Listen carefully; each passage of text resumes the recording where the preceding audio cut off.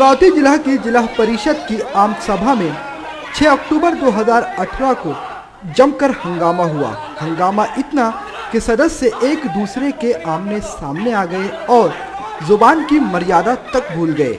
चाहे महिला सदस्य हो या फिर पुरुष, दोनों ही एक दूसरे पर अभद्र टिप्पणियां करने से नहीं चूके।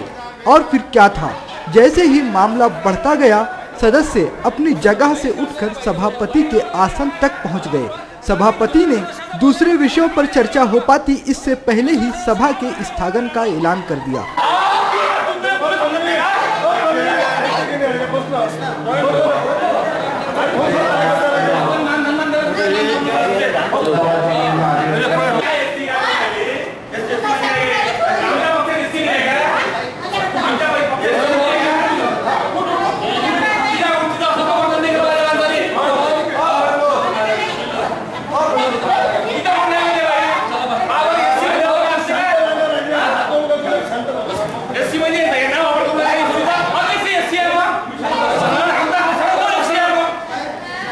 मिलाकर जिला परिषद की आम सभा पूरे 30 मिनट भी नहीं चल पाई और इसके साथ साथ मोर्शी, मेलघाट और धारनी से आए हुए सदस्यों ने अपने अपने विषय को लेकर जोरदार हंगामा किया।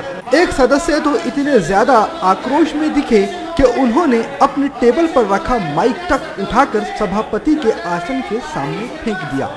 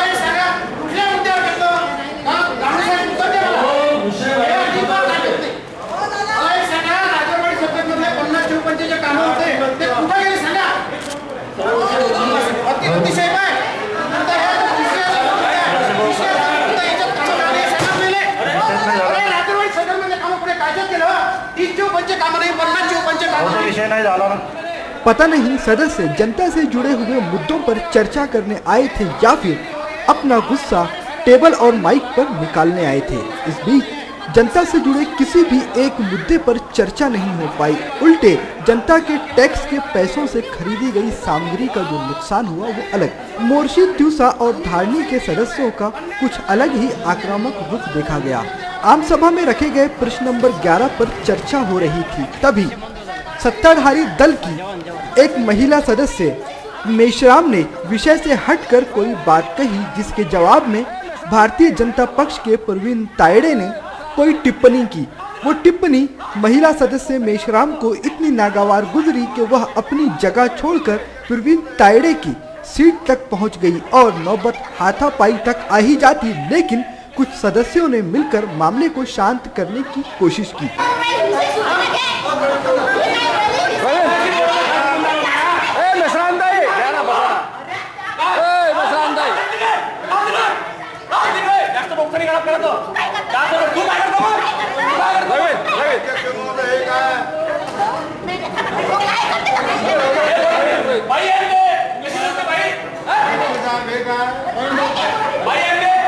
अभी यह मामला शांत हुआ भी नहीं था कि संजय गुलक्शे अपनी सीट से खड़े हुए और माइक में कुछ बोलना चाहते थे, लेकिन शायद माइक बंद रहना उन्हें इतना नागवार गुजरा कि उन्होंने अपना माइक सभापति के आसन पर फेंक दिया और बिना सभापति से आज्ञा लिए हुए ही वह अपने विषयों पर बोलने लगे। सभापति ने उन्हें बैठाने की कोशिश की, लेकिन जब वह नहीं बैठे तो फिर सभापति को मजबूरन सभा स्थगित करनी पड़ी। इन सभी सदस्यों ने VCN न्यूज से बात की। आइए आपको सुनाते हैं क्या कहा किस सदस्य ने। 18-19च्या विकासाच्या संदर्भामध्ये आज सभागृह होतं आणि याच्यामध्ये 30-54, 50-54चे मोर्शी तालुक्यातले कामं येणं फार महत्त्वाचे होते। जे PCI नुसार जे अतिशय कामं महत्त्वाचे होते तेच प्रामुख्यानं घ्यावं असं सरकारचं पण सुद्धा परिपत्रक आहे। असं असताना या सभागृहामध्ये, या सभागृहाच्या नियोजन पत्रिकामध्ये माझ्या राजरवाडी सर्कलमधले निंबी पिंपळखुटा मोठा, त्याचप्रमाणे लाडकी निंबी रस्ता हे प्रायोरिटीनं ते कामं ऑलरेडी डिपार्टमेंटकडनं आलेले असताना सुद्धा या ठिकाणी डावलण्यात आलेले आहे। आणि महत्त्वाचं असं आहे की शिक्षणासारखा अतिशय पवित्र मुद्दा असताना त्या ठिकाणी मोर्शी तालुक्यातला उमरखेडचे विद्यार्थी ज्या ठिकाणी शाळेचं बांधकाम करणं आवश्यक आहे, पारडी या ठिकाणी शाळेचं बांधकाम करणं आवश्यक आहे, राजरवाडी सिरलची जी शाळा आहे ती 108 वर्षाची आहे, त्या ठिकाणचे विद्यार्थी अतिशय सफोकेशन्स मध्ये असतात, कधीही शाळा ती कोलमडू शकते। अशा स्थितीमध्ये मागच्या 2-3 सभेमध्ये मी तो मुद्दा मांडला, परंतु विकासात्मक भूमिका सभागृहाची दिसत नाही आहे। या ठिकाणी निधी वाटपामध्ये अतिशय पार्शॅलिटीची भूमिका घेऊन निधी वाटप करत आहे आणि आमच्या मोर्शी तालुक्याला अन्याय होत आहे। प्रामुख्याने राजरवाडी सर्कल विकासापासून वंचित राहत आहे। हे केवळ या ठिकाणी काँग्रेसची सत्ता असल्यामुळे हे घडत आहे। VCN न्यूज ने भारतीय जनता पार्टी के सदस्य प्रवीण तायडे से मिलकर सदन में हुए उनके गतिरोध के बारे में जानने की कोशिश की, तो उन्होंने VCN न्यूज से इस विषय पर क्या कहा यह भी सुनिए। सीमाते गाड़गे जो मेड़घाट से प्रतिनिधित्व करती है, उन्होंने शिक्षकों के और स्कूल के जो दयनावस्था चल रही है अभी शिक्षकों के अभाव से, तो उसके बारे में सूची के अलग से प्रश्न पूछा। तो मैंने एक प्रश्न ये भी उनके इसमें ऐड कर दिया कि जो स्कूल है वहाँ पे शिक्षकों के अलावा और भी जिला परिषद के जो भी कर्मचारी है, जो आरोग्य विभाग से आते हैं, जो शिक्षण विभाग से आते हैं, जो पशु संवर्धन विभाग से आते हैं, कि वो भी 5 दिन में से 2-3 दिन ही जाते और 5 दिन की साइन करते। इसके पीछे आशीर्वाद किसका रहेगा? एक तो पदाधिकारी का और वरिष्ठ अधिकारियों का। यह मैंने आरोप कर दिया, तो वो खुद पे उन्होंने निजी लेवल पे ले लिया। तो मैं क्या कर सकता, मैंने बोला चौकसी लगा और जो दूध का दूध पानी का पानी हो जाने दो। और वो मैडम बोल रही कि उन्होंने जो गवई ने गवई मला माहिती नाही, त्यांचं नाव माहिती नाही, मला कॅटेगरी माहिती त्यांची, मुझे मालूम भी नहीं वो कौन सी कैटेगरी। तो वो बोले कि हम SCA करके ऐसा करके, उनका कुछ लेन देन भी नहीं था, वो तो जानबूझ के कूद पड़ी है हमारे इसमें, मेरा ये भी नहीं था ऐसा। तो हमारे पार्टी से बिलोंग करते हैं, ये शरद जी मोड़ है, ये हमारे ZP के अध्यक्ष पद के चुनाव के उम्मीदवार भी थे, रहे चुके। अनिल डवरा से है, सचिन पाटिल है, नगराध्यक्ष है दामनगांव से। तो हम ऐसा अनुसूचित जाति और जनजाति का, या मेरा तो कोई ये नहीं है। और वो मैडम अनुसूचित जाति की है, वो कांग्रेस की है, मेरे को मालूम भी नहीं है वो अनुसूचित जाति की है कि कौन सी है।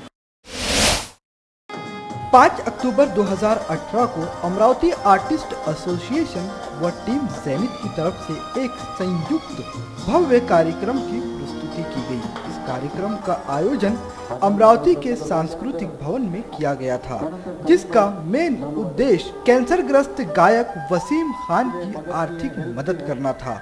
इस अवसर पर अमरावती के वासियों ने भी एक रास्ता है जिंदगी इस कार्यक्रम को कामयाब बनाने में कोई भी कसर नहीं छोड़ी।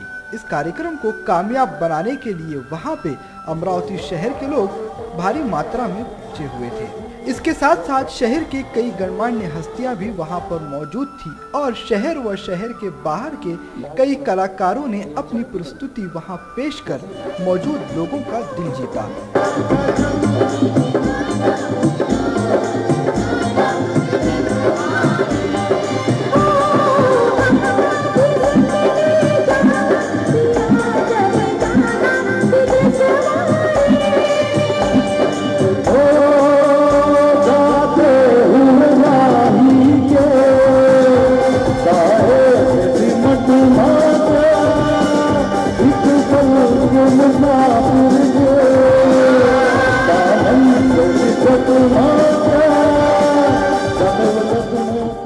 कार्यक्रम में विशेष तौर पर मुंबई से हरगुन कौर और स्नेहा आयरे भी आई हुई थी, जो कि दर्शकों के मुख्य आकर्षण का केंद्र थी। इस कार्यक्रम के अंत में आयोजकों की तरफ से और वहां पर उपस्थित कई मान्यवरों की तरफ से कैंसरग्रस्त गायक वसीम खान को आर्थिक मदद दी गई। इस मदद के जरिए कैंसरग्रस्त वसीम खान के मुश्किल भरे जीवन में थोड़ी बहुत आशा जरूर आएगी। Bureau report, VCN news.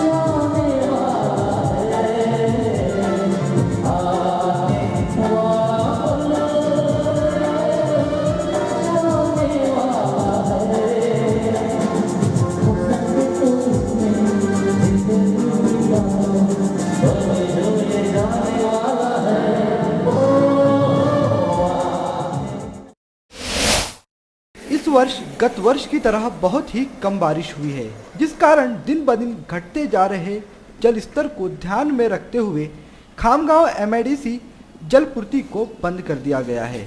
Dnyanganga बांध से खामगांव शहर, नांदुरा और एमआईडीसी खामगांव को जल आपूर्ति की जाती थी, लेकिन इस वर्ष कम बारिश के चलते बांध में केवल 19.54% पानी ही शेष है। गेरू मटर गांव बांध के जलस्तर को ध्यान में रखते हुए एमआईडीसी खामगांव को जल आपूर्ति बंद करने का निर्णय लेकर जल पूर्ति बंद कर दी गई है। ऐसी जानकारी नगर पालिका के मुख्य अधिकारी धनंजय बोरीकर ने दी है। बुलढाणा जिल्ह्यामध्ये अत्यल्प पाऊस पडलेला असल्या कारणानं धरणात आवश्यक तेवढा पाणीसाठा झालेला नाही, म्हणून आज पाण्याची धरणाची पातळी जी आहे ती फक्त 16% पाणीसाठा शिल्लक आहे।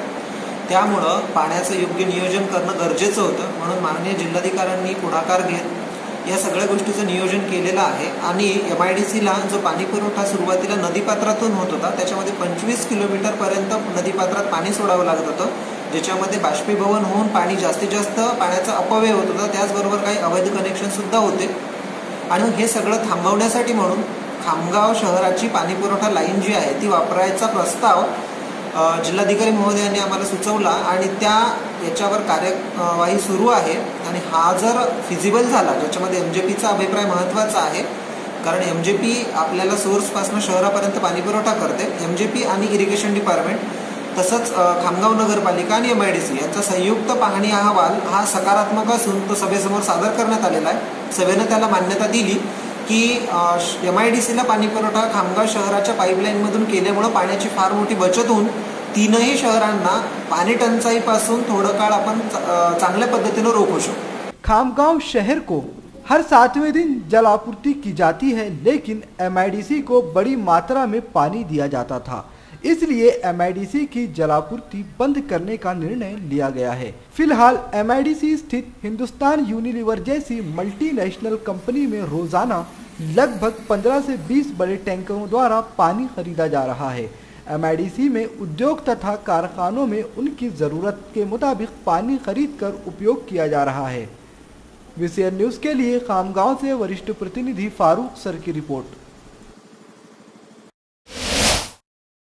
खामगांव शहर का अतिक्रमण पुलिस बंदोबस्त में बहुत ही तेजी से हटाने का काम शुरू है। होटल व्यवसायियों व अपने अपनी दुकान, चाय की टपरियां स्वयं ही हटाना शुरू कर दी गई है ताकि उनका नुकसान न हो पाए।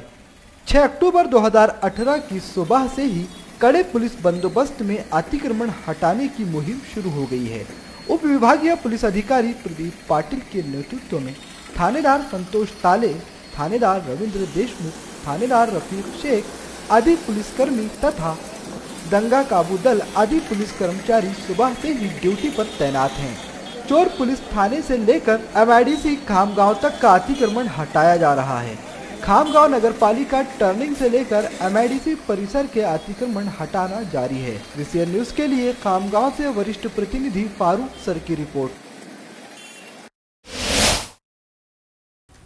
शहर के नागपुरी गेट पुलिस थाना अंतर्गत दर्ज अपराध नंबर 223/18 धारा 381-34 आईपीसी के द्वारा 2 आरोपियों को गिरफ्तार किया गया है, जिनमें मनोज रामदुखी शर्मा जिसकी उम्र 30 साल बताई जा रही है, उसी तरह बहादुर रामदुखी शर्मा इसकी उम्र 35 साल बताई जा रही है। इन दोनों को ही सिद्धार्थनगर उत्तर प्रदेश नेपाल बॉर्डर पर मोबाइल लोकेशन के जरिए गिरफ्तार किया गया। पुलिस के सिपाही कई दिनों से इन आरोपियों की तलाश में थे और इनके घर के बाहर कड़ी चौकसी की जा रही थी। आखिरकार 6 सितंबर को इन दोनों ही आरोपियों को गिरफ्तार कर लिया गया।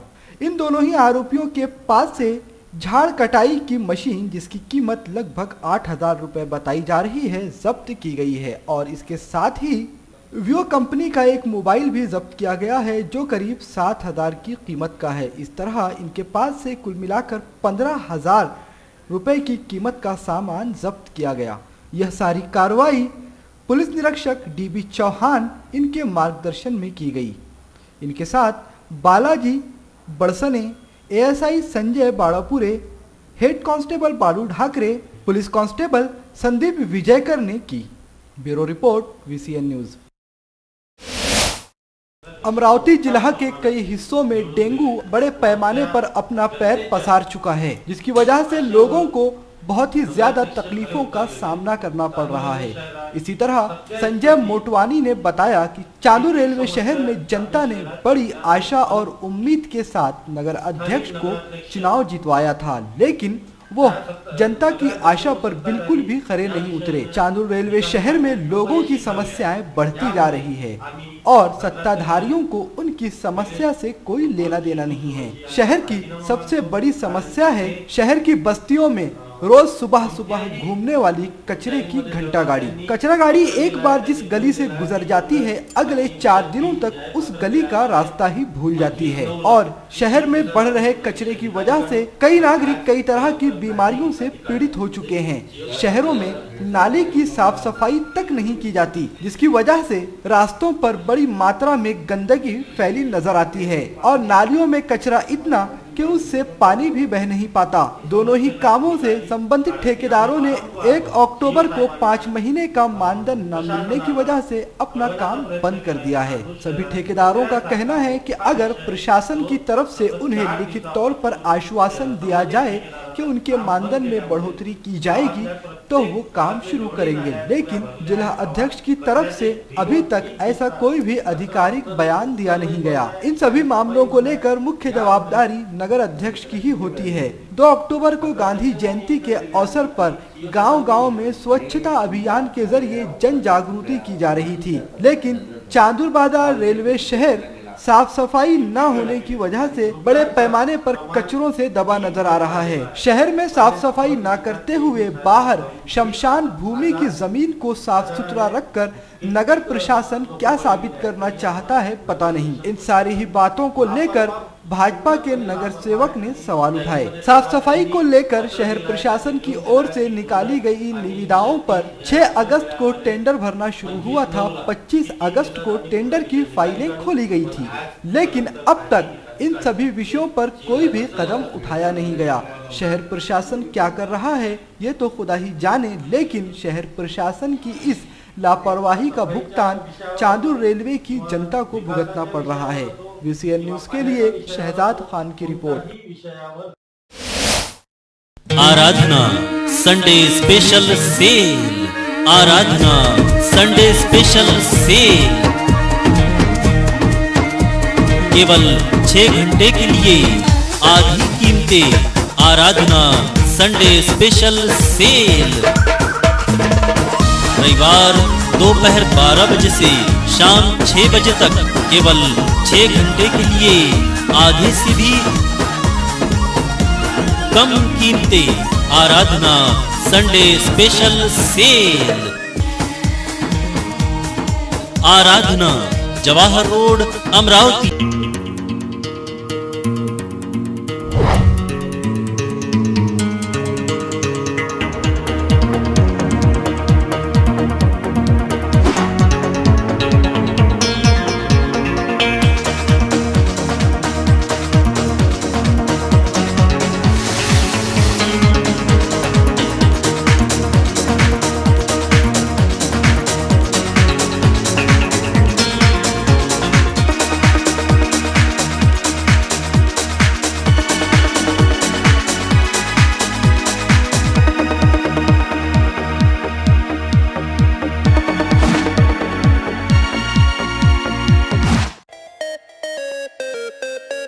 विदर्भ का सबसे बड़ा शोरूम बिजीलैंड में आराधना होलसेल शॉपिंग मॉल।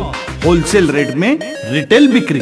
आराधना संपूर्ण लग्न बस्ता, बनारसी शालू, डिझायनर साड्या, घागरा ओढणी, salwar suit, dress material, readymade coat, shooting shirting, teenage wear, kids wear, fashion jewellery, lifestyle, shoes व sandal, home decor, matching. Lane number L2, shop number 43 to 48, Busyland complex, Nandgaon Peth, Amravati. Aradhana wholesale shopping mall. Wholesale rate में चिल्लर बिक्री। आराधना।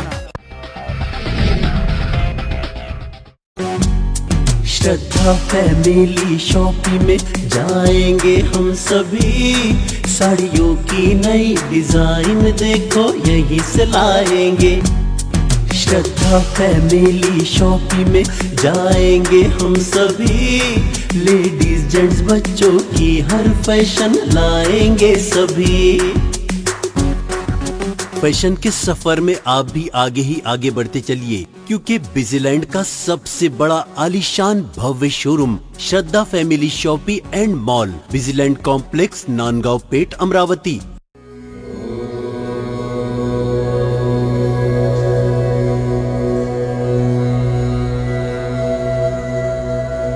संवाद ज्योतिष्य एवं आध्यात्मिक अनुसंधान केंद्र।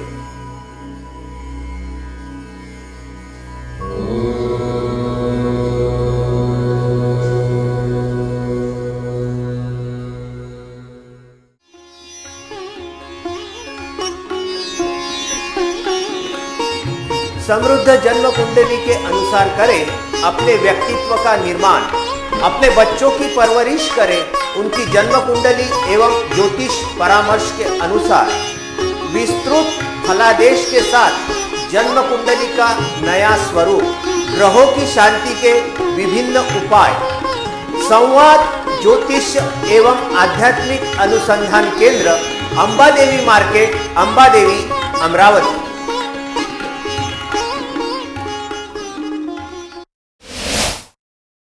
प्रधानमंत्री आवास योजना व रमाई आवास योजना अंतर्गत आने वाले सभी नजूल धारकों को घरकुल का लाभ दिलाने के लिए वार्ड सामाजिक संगठन ने नगर परिषद प्रशासन को ज्ञापन सौंपा। पंतप्रधान आवास योजना व रमाई आवास योजना अंतर्गत मिशन 2022 तक केंद्र सरकार की तरफ से सभी नजूल धारकों को इस योजना का लाभ मिले, सभी लाभार्थियों को अपना घर मिले, इस उद्देश्य से यह योजना बनाई गई है। किंतु नगर परिषद प्रशासन की तरफ से इस योजना का दुरुपयोग होता नजर आ रहा है। जिन लाभार्थियों को इस योजना का लाभ दिया जा रहा है, उन्हीं में से नजुल प्लॉट धारकों के सामने स्थानीय प्रशासन घरों के बांधकाम की शर्त रख देता है। स्थानीय प्रशासन द्वारा नजुल प्लॉट धारकों के साथ किए जाने वाले इस व्यवहार को देखते हुए वार्ड सामाजिक संगठन ने ज्ञापन में रमाई आवास योजना अंतर्गत नजुल प्लॉट धारकों का तत्काल सर्वे और दोनों ही योजना धारकों से बांधकाम की शर्त न रखी जाने की मांग की गई। इन सभी मांगों को पूर्ण न किया जाने पर आंदोलन करने का इशारा भी दिया गया। 2022 पर्यंत संपूर्ण देशामध्ये झोपडपट्टी मुक्त भारत करण्याचा आणि प्रत्येकाला घर देण्याचा जो मानस माननीय पंतप्रधान नरेंद्रजी मोदी यांनी घोषित केलेला आहे, त्याची अंमलबजावणी नगर परिषद पातळीवर होत असताना अनेक जाचक अटींच्याद्वारे त्यामध्ये अडथळा निर्माण करण्याचं काम येथील स्थानिक प्रशासन करत आहे, ज्यामध्ये प्रामुख्याने जे लोक पात्र आहेत त्यांना बांधकाम परवानगीच्या नावाखाली खूप जास्त कागदपत्र एकत्र करून आर्थिक भुर्दंड देण्याचं काम नप प्रशासनाने केलेलं आहे। एकीकडे शासन नगरपालिकेमार्फत घरकुल योजनेचा लाभ देण्याची घोषणा करत आहे, परंतु दुसरीकडे बांधकाम परवानगी काढा अशी सक्ती केली जात आहे। यापूर्वी जेवढेही शासकीय घरकुल योजना राबवण्यात आल्या, वाल्मिकी आंबेडकर असो की रमाई आवास असो, या कोणत्याच योजनेसाठी बांधकाम परवानगी काढण्याची लाभार्थ्यांना सक्ती किंवा आवश्यकता पडली नाही। मग हा दुजाभाव पंतप्रधान आवास योजनेमध्ये का, असा सवाल आमचा प्रशासनाला आहे। आम्ही माननीय नगराध्यक्ष आणि मुख्याधिकारी यांना आमचे मागणीपत्र सोपवलेले आहे। 15 दिवसाच्या आत जर या मागणीच्या संदर्भात सकारात्मक उत्तर प्रशासनाकडून आम्हाला मिळाले नाही तर आमरण उपोषणाचा मार्ग आम्हाला यासाठी पत्करावा लागेल।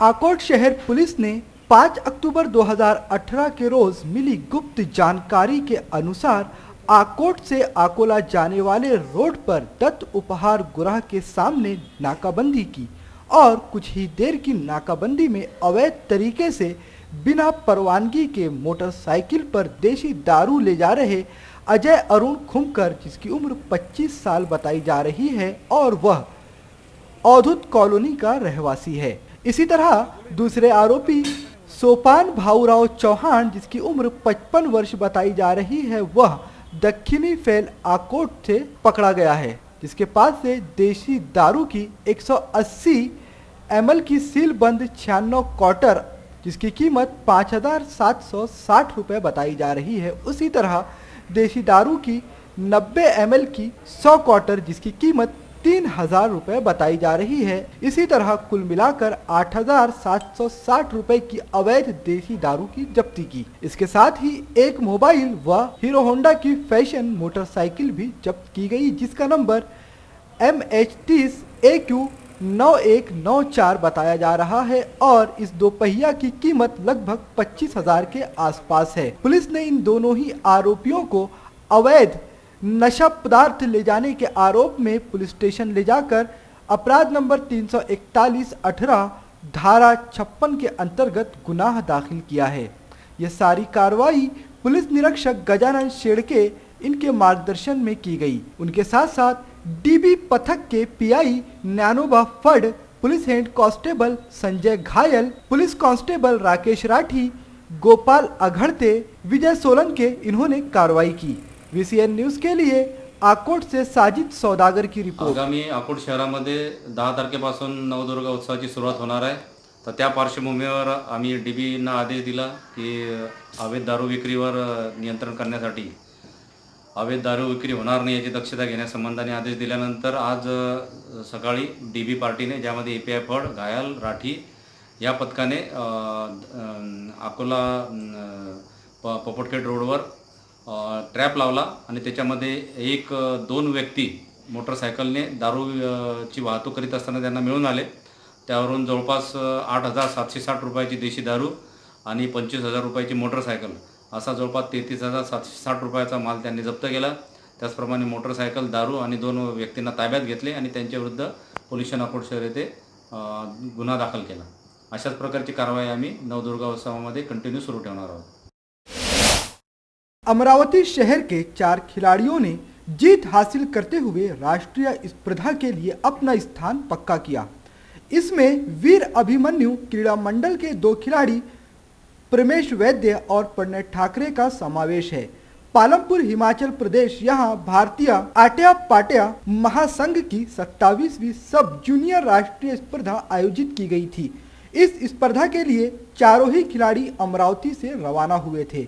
इन चारों ही खिलाड़ियों की जीत से वीर अभिमन्यु क्रीड़ा मंडल के अध्यक्ष मिलिंद बांबल, दीपक बांबल, राजू काड़े, अमरावती जिला आट्या पाट्या के सचिव और मुख्य मार्गदर्शक डॉक्टर श्रीधर धाकुलकर, डॉक्टर प्रशांत गावंडे, अविनाश देवारे, सर्वेश मेने, तेजस खुरसड़े, कार्तिक इंगोले के साथ अन्य लोगों ने विजेताओं को शुभेच्छाएं दी। वीर अभिमन्यु मंडळ हे पूर्ण अमरावती जिल्ह्यामध्ये प्रसिद्ध मंडळ आहे। इथे कबड्डी, आट्यापाट्या, खो खो त्याचप्रमाणे अनेक खेळाडू या मंडळाचे मोठ्या मोठ्या पदावर कार्यरत आहे। आताच नुकत्याच झालेल्या आट्यापाट्या राज्यस्तरीय स्पर्धे, पालघर येथील राज्य स्पर्धेमध्ये, राष्ट्रीय स्पर्धेमध्ये महाराष्ट्राच्या टीमचे जे प्रतिनिधित्व केलं असे आमच्या मंडळाचे वीर अभिमन्यु मंडळाचे आट्यापाट्याचे खेळाडू प्रथमेश वैद्य आणि प्रणव ठाकरे या दोघांची निवड त्यामध्ये झाली आणि त्यांनी अत्यंत चांगला खेळ आट्यापाट्याचा या स्पर्धेमध्ये केला आणि महाराष्ट्राचं त्यांनी प्रतिनिधित्व केलं। वीर अभिमन्यु मंडळ हे एक उत्कृष्ट मंडळ असून सामाजिक कार्यासोबतच धार्मिक कार्यामध्ये नेहमी अग्रेसर असते आणि एक चांगलं मंडळ अमरावती शहरामध्ये वीर अभिमन्यु मंडळ आहे। अत्यंत शिस्तबद्ध आणि चांगले कार्यकर्ते या मंडळामध्ये असल्यामुळे या मंडळाला एक यश या स्पर्धेमध्ये बारीक खेळामध्ये मिळालं आहे। मी आपल्या आट्यापाट्याचे जे प्रशिक्षक आहेत प्राध्यापक सिद्धेश ठाकूरकर सर, घेवारे सर, माटे सर या सर्वांचं मनापासून अभिनंदन करतो की आता आजकालच्या युगामध्ये त्यांनी हा खेळ आणि स्पर्धा जे तंदुरुस्तीसाठी आणि आपल्या शरीरासाठी आवश्यक आहे असे मैदानी खेळ जिवंत ठेवण्याचं काम केलं। मी खरंच त्यांच्या मनापासून अभिनंदन। साथ ही खिलाड़ियों का मनोबल बढ़ाया। खिलाड़ियों की खेल के प्रति लगन और निष्ठा को देखते हुए चारों का चुनाव किया गया। आट्या पाट्या इस खेल ने अमरावती शहर को एक से बढ़कर एक खिलाड़ी दिए हैं। साथ ही इस खेल में शिव छत्रपति क्रीडा पुरस्कार का भी समावेश है। पालमपुर हिमाचल प्रदेशमध्ये झालेल्या सब ज्युनियर राष्ट्रीय आट्यापाट्या चॅम्पियनशिप स्पर्धेमध्ये आपल्या वीर अभिमन्यु मंडळाचे खेळाडू प्रथमेश वैद्य आणि प्रणय ठाकरे या दोघांची निवड झाली होती आणि हे 28-29ला हिमाचल प्रदेशमध्ये पालमपूरला खेळून आले। या अतिशय चांगल्या खेळामुळे यांचं महाराष्ट्राच्या टीममध्ये निवड झाली होती आणि यांनी राष्ट्रीय स्तरावर तिथे आपल्या महाराष्ट्र टीमचं प्रतिनिधित्व केलं आहे आणि या सर्व खेळाडूंना आमच्या मंडळातर्फे आणि मिलिंद भाऊ वांबल जे मंडळाचे अध्यक्ष आहे यांच्यातर्फे आम्ही त्यांना शुभेच्छा देतो आणि पुढील भविष्यात अशीच चांगली कामगिरी करतील हे अशी यांच्याकडनं अशी आशा बाळगतो। स्थानीय मोची गली में फलक अगरबत्ती दुकान में मध्य रात्रि के समय बड़ी आग लग गई। यह आग इतनी बढ़ गई कि इसे काबू में पाना मुश्किल हो गया। आग बुझाने के लिए फायर ब्रिगेड की 5 गाड़ियों को मौके पर भेजा गया। अग्निमिशन दलों की बड़ी मशक्कतों के बाद इस आग को सुबह के करीब 6:30 बजे काबू में लाया गया। अंदाज़ा लगाया जा रहा है कि ये आग शॉर्ट सर्किट की वजह से लगी थी। दुकान में आग लगने से बताया जा रहा है कि 15 लाख रुपए का नुकसान हुआ है। प्रभारी अग्निमिशन अधिकारी सैयद अनवर, शेख अमीन, राजू पडलकर, फायरमैन सतीश घाटे, मोहसिन इकबाल, सुभाष ठोसर, हाजी खान के साथ अन्य लोग उपस्थित थे। मौजूदा आग को देखते हुए परिसर में हड़कंप मच गया था। मेरी दुकान में आग लगी, मुझे मोती गली से फ़ोन आई 2:30 पे और मैं जस्ट आया तो उसके पहले फायर ब्रिगेड की गाड़ी खड़ी थी और पुलिस की भी गाड़ियाँ खड़ी थी और जैसे ही मैंने ताले खोला तो बिल्कुल बाफा आ गया। मेरी दुकान का 15 लाख रुपए का नुकसान हो गया। मैं सबसे ये चाहता हूँ मुझे कुछ 2:15 पे मेन स्टेशन में कॉल आई कि मोची गली के अंदर एक दुकान में आग लगी है। वैसे ही हमारे मेन स्टेशन से एक फायर टेंडर निकला, लेकिन घटनास्थल पे जाने के बाद हमारे जवानों को ऐसा लगा कि आग काफ़ी बड़ी हुई है दुकान में, तो सब स्टेशन में कॉल किया गया। वहाँ कॉल करने के बाद में तुरंत वहाँ से फायर टेंडर निकला और आग फिर भी कंट्रोल में नहीं आ रही थी। इस वजह से यहाँ से फिर एक और टेंडर बुलाया गया। ऐसा 4 टेंडरों की मदद से रात में 2:15 पर जो फायर हुआ था वो दुकान था अगरबत्ती का होलसेल दुकान था, जिसमें शॉर्ट सर्किट के कारण आग लगी। 7 स्टार वुमेन्स मल्टीपर्पज द्वारा 3 दिवसीय प्रदर्शनी का आयोजन किया गया। इस प्रदर्शनी का उद्घाटन एमआईडीसी एसोसिएशन के अध्यक्ष किरण पातुरकर के हाथों से किया गया। इस उद्योजनी प्रदर्शनी का आयोजन सांस्कृतिक भवन की आर्ट गैलरी में 5 अक्टूबर से किया गया है।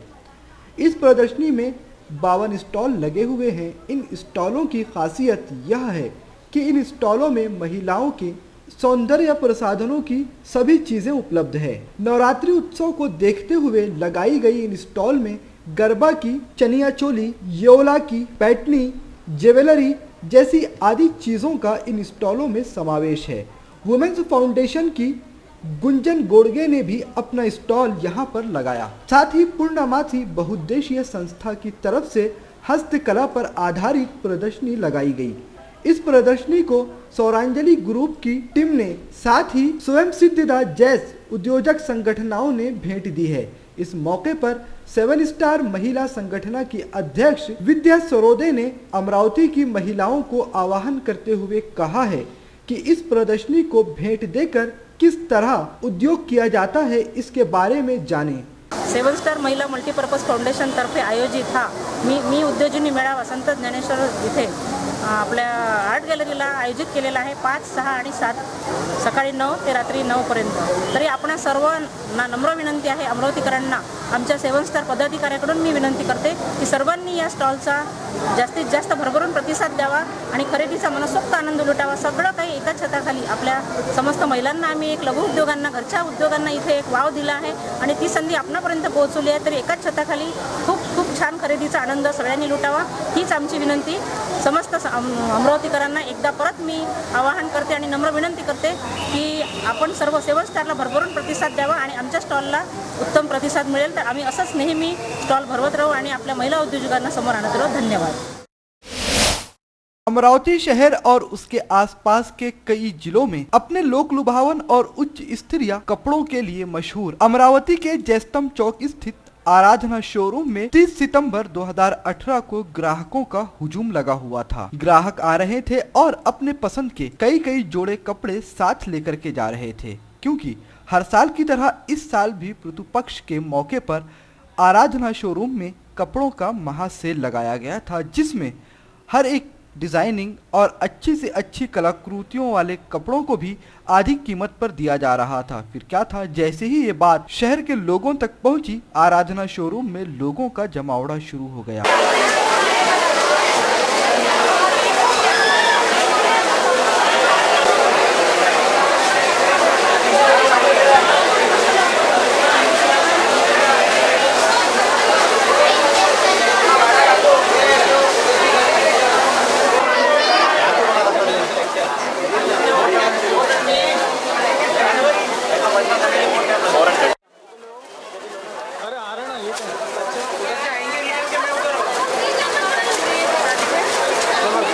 खास तौर पर औरतें अपने पसंद के कपड़े लेकर यहाँ से काफी खुश नजर आ रही थी। VCN न्यूज ने आराधना शोरूम पहुंचकर वहाँ के ग्राहकों से बात की। लग रहा है, फायदा लग रहा है।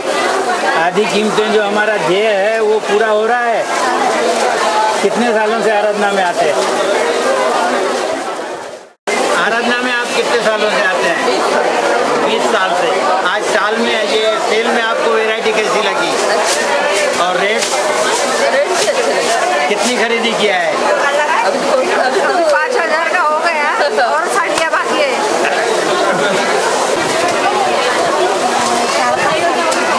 4-5 साल से। आज सेल में आपको रेट कैसे लग रहे हैं? और माल वगैरह वैरायटी आप सेटिस्फाइड हैं? कितने वर्षों से आराधना में आते हैं? 4 साल हो गए। सेल में माल कैसा है? आराधना संडे स्पेशल सेल स्पेशल 6 घंटे के लिए रविवार को दोपहर 12 से 6 बजे तक आधे से भी कम कीमतों में आप शूटिंग शर्टिंग, साड़ियाँ, ड्रेस मटेरियल सभी कुछ पा सकते हैं। ये मौका सिर्फ साल में 2 ही बार आता है और ये अंतिम स्वर्ण संधि है, तो इसका ज़्यादा से ज़्यादा फ़ायदा उठाएं, यही आपसे विनंती है।